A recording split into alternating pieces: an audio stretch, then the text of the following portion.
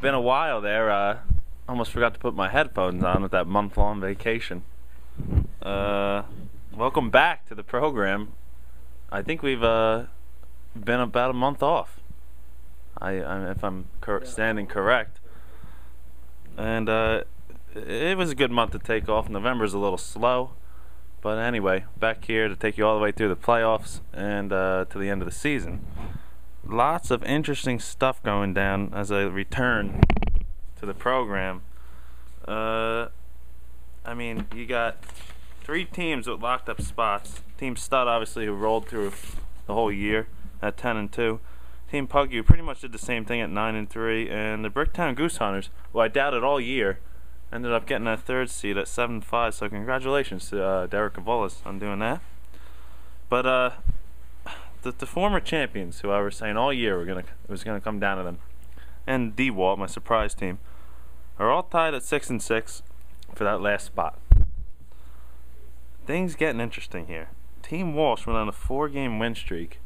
Now he finds himself, you know, he was dead in the water back on our last program, but now he's right back in the mix. I can't believe it. Team D-Walt went on an epic collapse and fell to 6-6, and Davis went on, you know, a hot streak and it ended up at 6-6. He actually holds that 4 spot now because he has the most amount of points. But we're gonna go through here. I'm gonna mention something about the crap out fee for you guys. Unfortunately, Hot Tuna has no way of escaping it, so he's gonna have to pony up $25 because in a really unfortunate, Team Dinkle and Team Moore actually played each other this week in a huge battle of 4 and 8 teams to not pay that $25. So whoever wins avoids that fee, and I think it's going to be Team Moore because Team Dinkle has, you know, I come back, I see he scored 68 points. Nothing's changed for him this entire year. He's just terrible. Sorry, buddy, but I had to say that. And then, you know, this week, Team D-Walt stays alive with a win over Team Puggy, only by 7.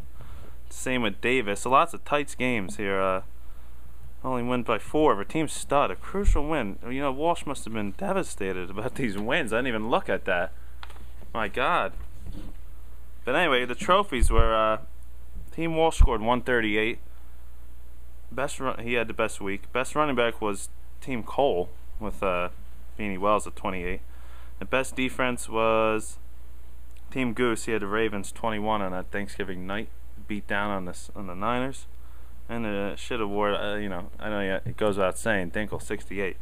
But all right, we're gonna go over the playoff stuff after this. So enjoy the tree, December. Right after, be back after this. Got some bad shit.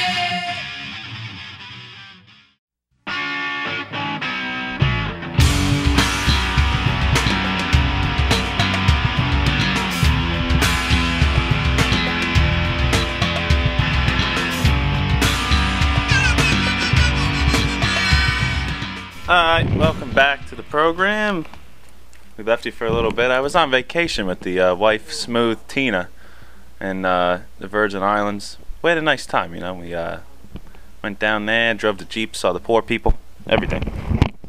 But alright, back to business now as December rolls along, and the last week in the MFL, you got Walsh, D-Walt, and Davis fighting for that last spot. So I'll go over the, you know what, I'm gonna go over this. Well, eliminated is Hot Tuna, Team Moore, and Team Dinkle. Mathematically eliminated. A miracle needed for Team Goose. Now this would just be absolutely astonishing. He needs D-Walt, Walsh, and Davis to lose, plus have the point lead over all of them, which would just be a miracle. It's just probably not gonna happen because he is pretty far behind in that point race. Behind Davis. He's at less than 100, but he's pretty far behind. I can't do the math right now.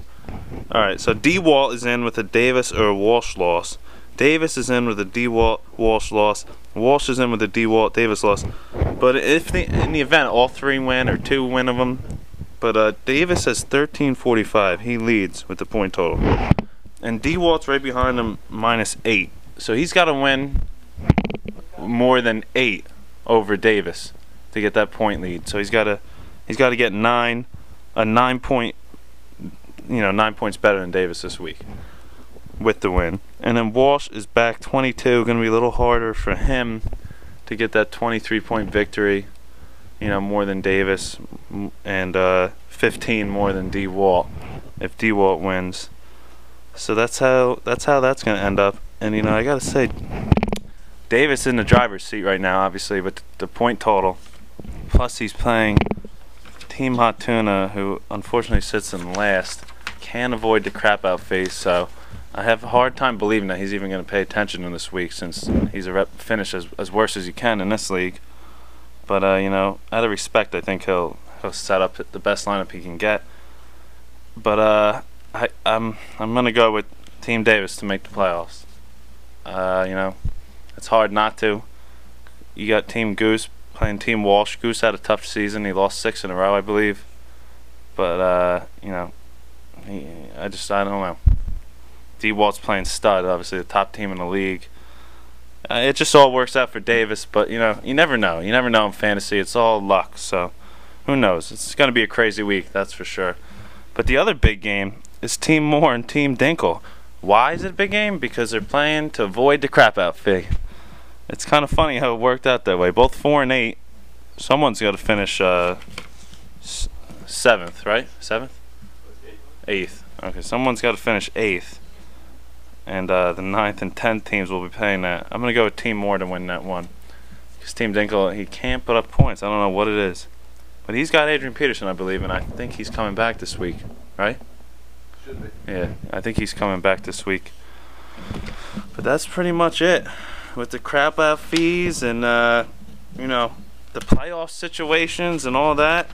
It's really going to be a fantastic end of the season here for the Midstream's Fantasy League, and I'm glad we got this episode in, because this type of league deserves this, because you got 2 former champions and a newbie going at it.